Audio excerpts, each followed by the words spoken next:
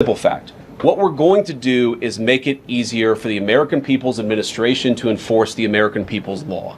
And that means that Democrats have to stop rallying the mob against legitimate law enforcement operations. And that means that we are going to get tougher. And that's what this AAG position is about. We're going to get tougher at the people who are defrauding the United States by inciting violence against our law enforcement officers. That's one of the things that we're going to do. We've already started that work at the Department of Justice. But we're going to keep on doing it, and this new AAG position is going to kick that into high gear. Vice President Vance, you just suggested that this woman who was killed, Renee Good, is part of a broader left-wing network.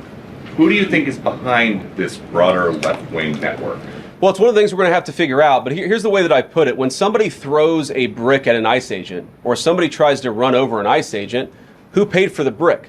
And who told protesters to show up and engage in violent activity against our law enforcement officers?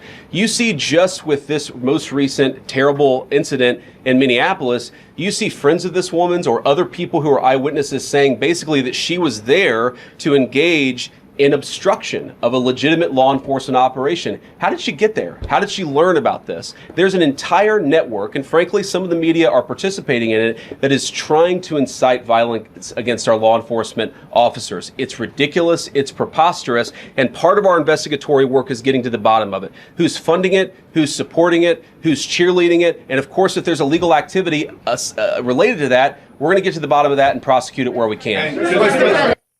Well, first of all, the Department of Justice is going to investigate this. The Department of Homeland Security is already investigating this. But the simple fact is, what you see is what you get in this case. You have a woman who is trying to obstruct a legitimate law enforcement operation. Nobody debates that.